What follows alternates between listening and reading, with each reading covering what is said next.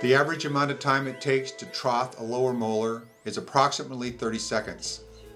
Be sure to use high-speed vacuum in order to remove the steam vapor given off by the laser tissue interaction.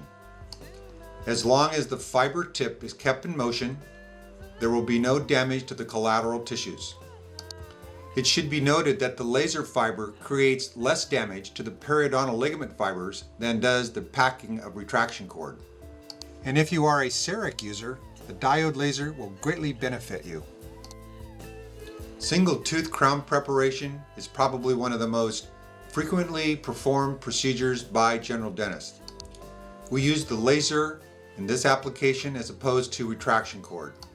Adequate exposure of the margins is critical to accurate impressions. The laser coagulates the bleeding and removes unwanted granulation tissue. We find that troughing with the laser is much faster than using retraction cord, and the hemostatic properties are a significant bonus. Margin exposure has never been easier, and this leads to clear, concise impressions every time.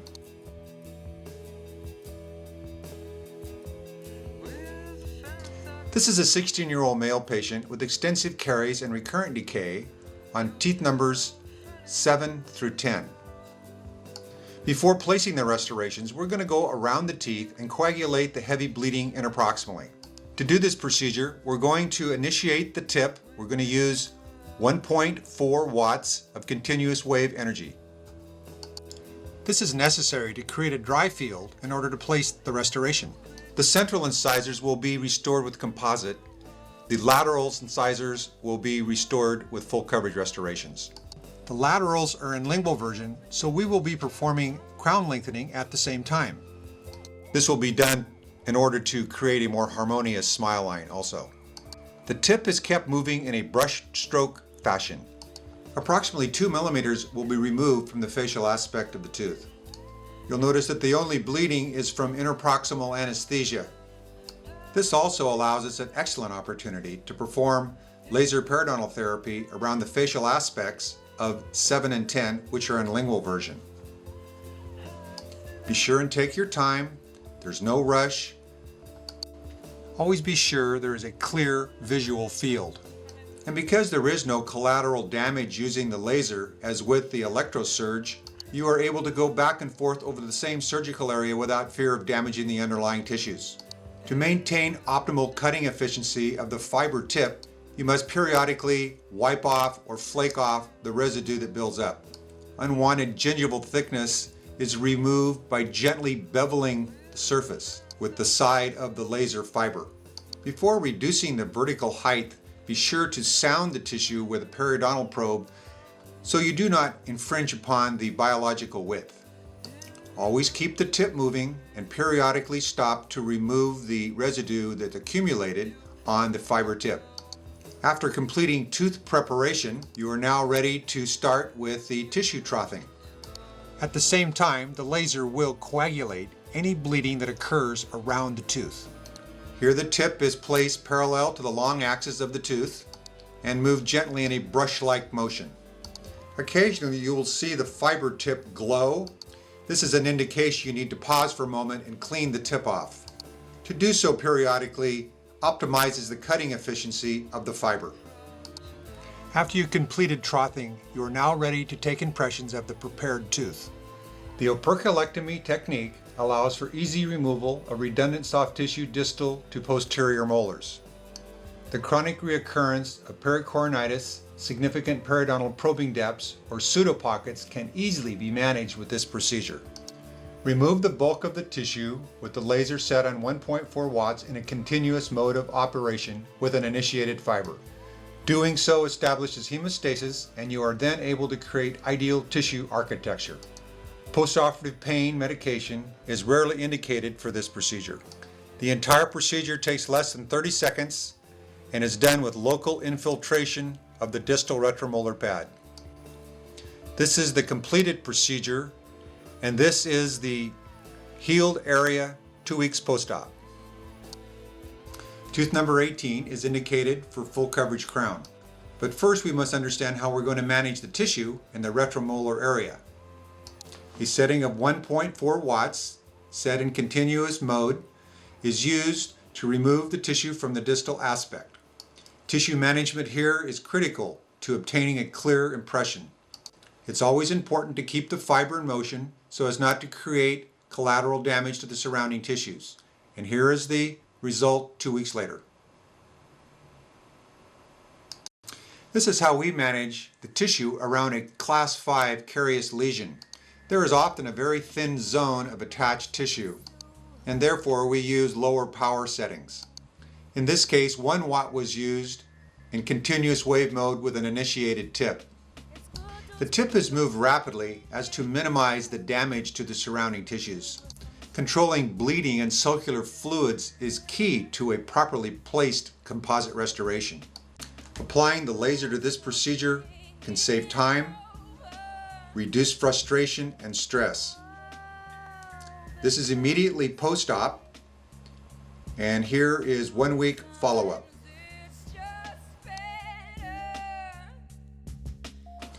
Today we're going to demonstrate how we use the Quicklase diode laser to manage the tissue of a smile design case. We're going to prepare 10 teeth, tooth numbers 4 through number 13.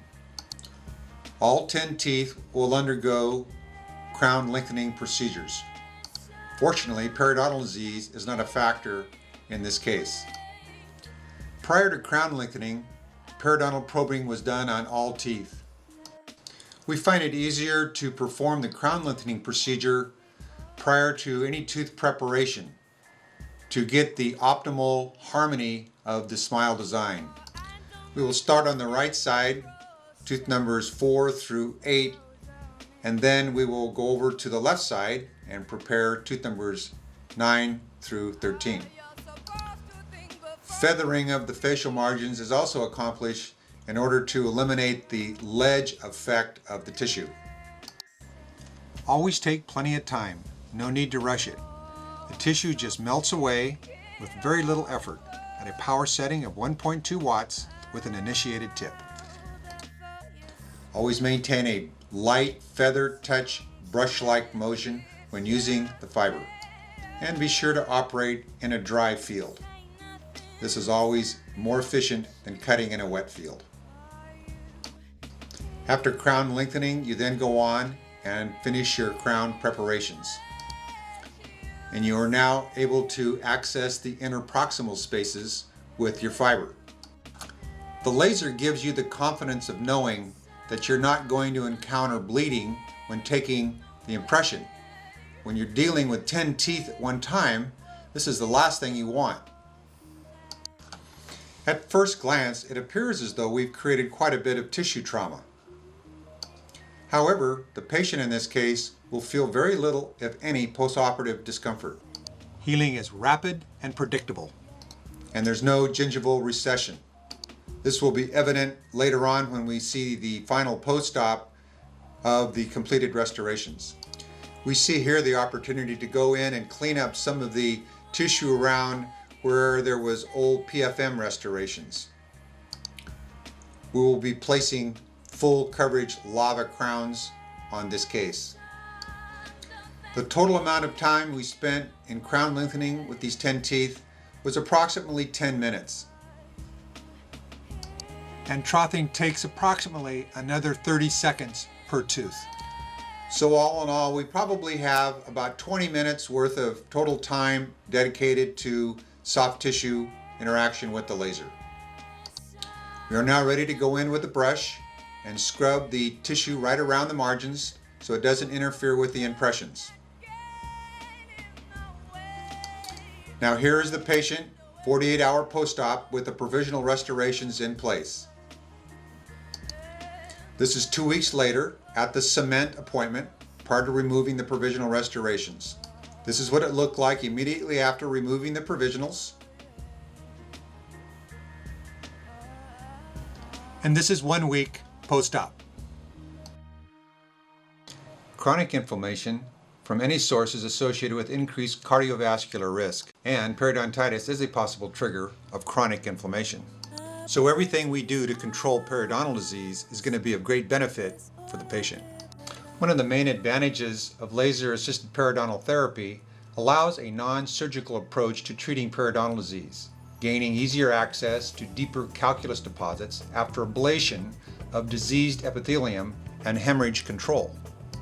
The fiber is initiated and the laser is set in a continuous mode with a power setting of 0.4 to 0.6 watts. Each tooth requires a treatment time of somewhere between 10 and 30 seconds. Molars, especially those with furcation involvements, will take a bit longer. Use a light paintbrush stroke while moving the fiber from the base of the pocket to the coronal portion. Be sure that you are aiming the laser fiber toward the lining of the epithelium and not the root surface of the tooth, as this technique will remove some of the diseased epithelium. When removing the diseased epithelium from the lining of the pocket, it's not uncommon to see a bubbling effect of the tissue. You must frequently remove the residue buildup from the fiber tip. One of the fastest and most efficient ways to do this is to rub the tip gently against the high-speed evacuator edge. Although the diode laser provides great hemostasis, it's still not uncommon to see some bleeding while performing laser-assisted periodontal therapy in the deeper pockets.